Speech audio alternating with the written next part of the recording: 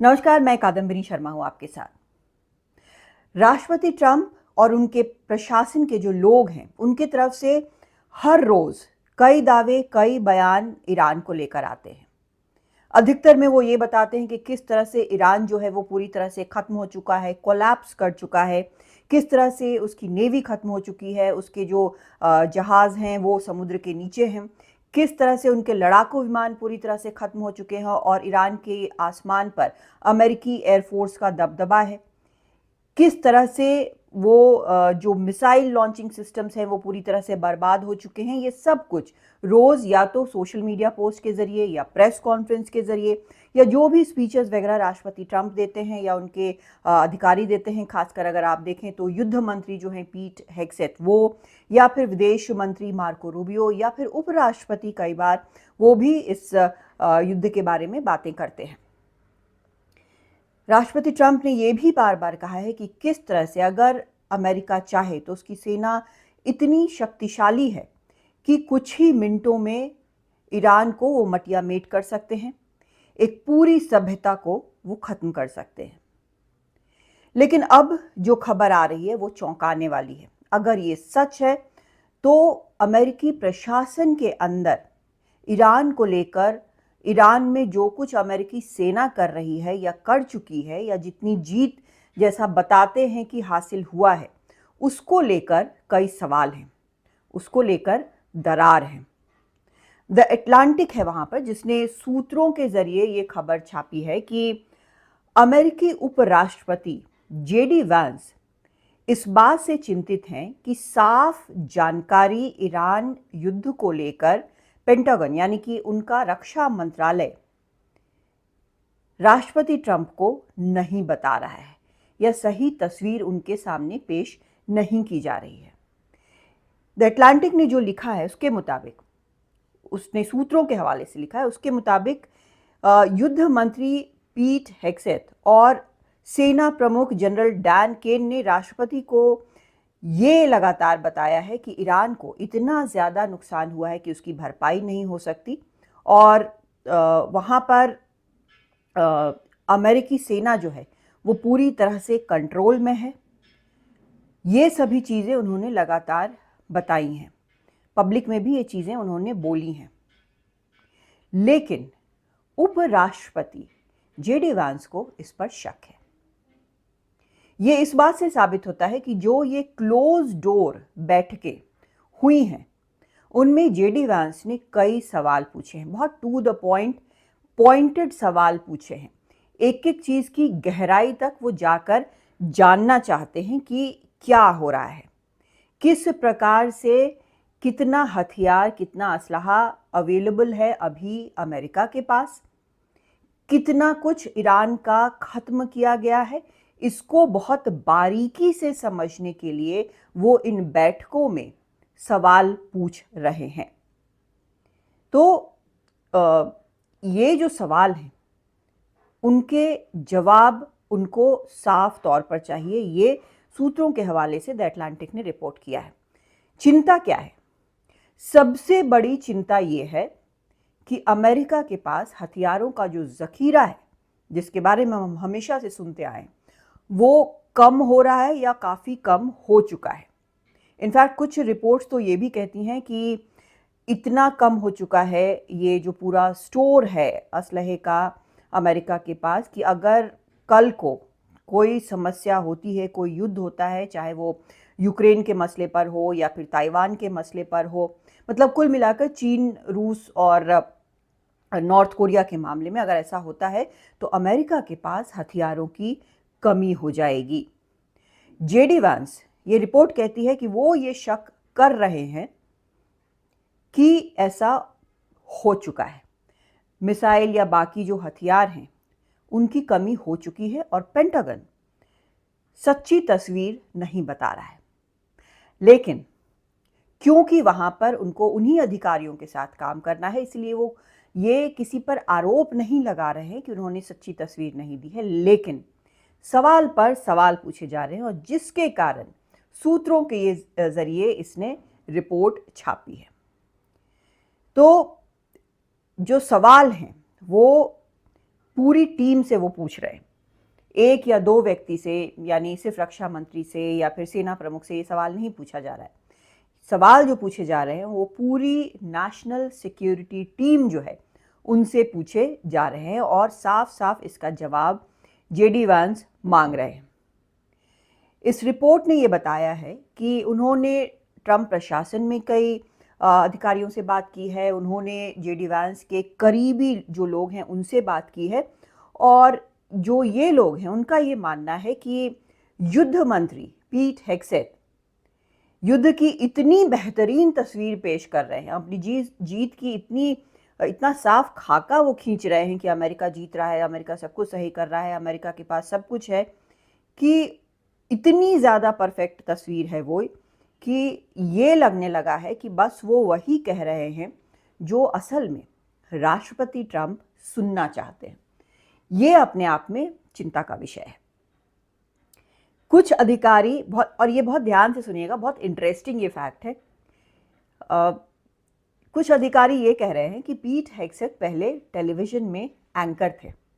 सच बात है, ये फैक्ट है, लेकिन इसके कारण उनको कुछ ऐसी चीज़ों की भी जानकारी और समझ है असल में, जिसके कारण उनकी पकड़ जो है प्रेसिडेंट ट्रंप पर वो काफ़ी मजबूत है। इन अधिकारियों के मुताबिक पीट हेग्सेथ को ये पता है कि राष्ट्रपति ट्रंप सुबह 8 बजे फॉक्स न्यूज़ ज़रूर देखते हैं। तो पीट हेग्सेथ क्या करते हैं, उनकी जो भी प्रेस कॉन्फ्रेंस होती है वो सुबह 8 बजे होती है, जिसमें वो बहुत जोश के साथ, बहुत उत्साह के साथ ये बताते हैं कि किस तरह से अमेरिका ईरान में शानदार काम कर रहा है, शानदार तरीके से युद्ध जीत रहा है, किस तरह से उन्होंने ईरान में क्या क्या बर्बाद किया। तो ये जो एक बात है कि किस तरह से वो एक पॉजिटिव तस्वीर पेश कर रहे हैं और किस तरह से उनको पता है कि ट्रंप तक कैसे अपनी बात पहुंचानी है, ये अपने आप में, अगर प्रशासन में ये अधिकारी बात कर रहे हैं तो निश्चित तौर पर इसके पीछे कुछ होना चाहिए। लेकिन अब प्रशासन की ही अगर हम बात करें तो अमेरिका का खुफिया विभाग भी है। इस विभाग ने भी पूरे डेटा की, वहाँ पर इलाकों की, वहाँ से जो तस्वीरें आई हैं, वहाँ से जो बाकी रिपोर्ट्स आई हैं, अमेरिकी खुफिया जो एजेंसियां हैं उन्होंने उसकी जांच की है। उन्होंने ये पाया है कि दावों में और सच्चाई में फ़र्क है, और ये फ़र्क ईरान को हुए नुकसान के दावों में भी है, और ये फ़र्क अमेरिका के पास उपलब्ध असलहे के मामले में भी है। इसका क्या मतलब है? इसका ये मतलब है कि जेडी वांस का जो शक है इस रिपोर्ट के मुताबिक, द अटलांटिक के मुताबिक, वो काफ़ी हद तक सही है। इसके और भी वजह हैं, क्योंकि अब जो पब्लिक के सामने आ रहा है वो भी काफ़ी कुछ एक अलग तस्वीर भी पेश कर रहा है। जैसे यूएस कांग्रेस के सामने एक सुनवाई में पेंटागन के वरिष्ठ अधिकारी हैं मार्क बर्कोविट्स, उन्होंने कहा है कि अमेरिका जो है उसके पास हाइपरसोनिक और एडवांस्ड क्रूज मिसाइल के खिलाफ कोई बचाव नहीं है, जो कि अब जो उनके एडवर्सरी हैं वो उसको बना रहे हैं, प्रोड्यूस कर रहे हैं, इसको इस्तेमाल भी कर रहे हैं। उन्होंने ये भी कहा है कि बैलिस्टिक मिसाइल के खिलाफ भी अमेरिका के पास बहुत ज़्यादा सुरक्षा नहीं है। तो ये तो खुले तौर पर कांग्रेस में उन्होंने एक गवाही दी है, और ये स्थिति जो है वो चिंताजनक साफ नज़र आ रही है। लेकिन उससे भी बड़ी चिंता, क्योंकि जब बात होती है कि अमेरिका के पास असलहा नहीं है तो एक काउंटर आर्ग्यूमेंट ये भी दिया जाता है कि अमेरिका के पास किसी चीज़ की कमी नहीं है, एक प्रोडक्शन और सप्लाई सिस्टम है जिससे फौरन वो कमी जो है वो पूरी हो जाएगी। अब इसी सुनवाई में एक और अधिकारी कहते हैं कि पिछले कुछ वक्त में कम इन्वेस्टमेंट के कारण इन प्रोडक्शन और सप्लाई चेन्स पर असर पड़ा है, और जितनी तेज़ी से ये होना चाहिए वो हो नहीं रहा है। एंड रिजल्ट क्या है कि असलहे की कमी है। तो ये अपने आप में एक फैक्ट अलग है, और जो सरकार की तरफ से दावा है वो अलग है। कुछ रिपोर्ट्स के मुताबिक, अब ईरान की अगर हम बात करें तो कुछ रिपोर्ट्स जो आई हैं, और ये खुफिया एजेंसी की रिपोर्ट्स हैं, ईरान के बारे में अब बात करते हैं कि वहाँ पर मिसाइल क्षमता जो ईरान की है वो काफ़ी हद तक सुरक्षित है। एयरफोर्स के बारे में जो दावा बार बार किया जाता है तो कि पूरी तरह से खत्म कर दिया गया है अमेरिका की तरफ से, उसमें भी खुफिया एजेंसियों ने जांच में ये पाया कि कम से कम 2/3 जो एयरफोर्स है उसको कोई नुकसान नहीं पहुंचा है। छोटे बोट जिनको लेकर राष्ट्रपति ट्रंप ने पोस्ट भी किया था कि उनको अगर उन्होंने कोई माइंस बिछाने की कोशिश की या फिर हमले करने की कोशिश की तो उनको फौरन उड़ा दिया जाएगा। ऐसे छोटे बोट्स जो आईआरजीसी को हमने देखा है इस्तेमाल करते हुए, जो माइन बिछाने के काम आता है, और हमने 1-2 तस्वीरें ऐसी भी देखी हैं कि वो व्यापारिक जहाज पर उसके ज़रिए चढ़ रहे हैं, तो इन बोट्स को भी बहुत ज़्यादा नुकसान नहीं पहुंचा है। ये सभी एक ऐसी तस्वीर पेश करती हैं जहां पर अमेरिकी प्रशासन के अंदर एक दूसरे पर कहीं ना कहीं शक है और दरार है।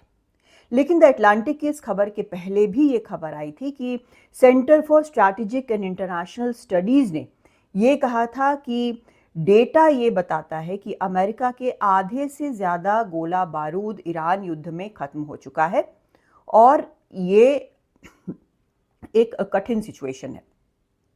दूसरी तरफ ये भी रिपोर्ट आई कि ईरान ने युद्ध में जो भी ब्रेक मिला उसमें अपने हथियारों की रीस्टॉकिंग की है। ईरान की तरफ से लगातार ये भी कहा जा रहा है कि वो एक लंबे युद्ध के लिए तैयार है, और तो और उसे चीन और ईरान का समर्थन है, ये भी साफ है, खासकर तब जब विदेश मंत्री आरागची जो है वो गए थे राष्ट्रपति पुतिन से मिलने, और पुतिन ने कहा कि वो हर संभव मदद के लिए तैयार हैं ताकि शांति वापस लौटे।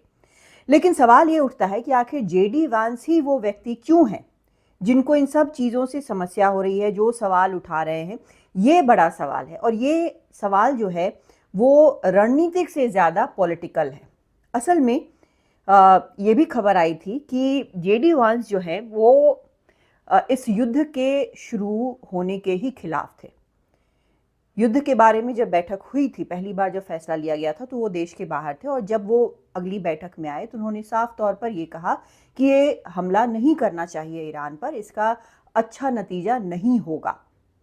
वो इसके काफ़ी खिलाफ थे। लेकिन जब ये तय हो गया कि राष्ट्रपति ट्रंप जो हैं वो हमले के पक्ष में हैं, तब उन्होंने कहा कि हालांकि मैं इसके पक्ष में नहीं हूँ, लेकिन अगर आप ये करना ही चाहते हैं तो मैं आपके साथ पूरी तरह से खड़ा हूँ।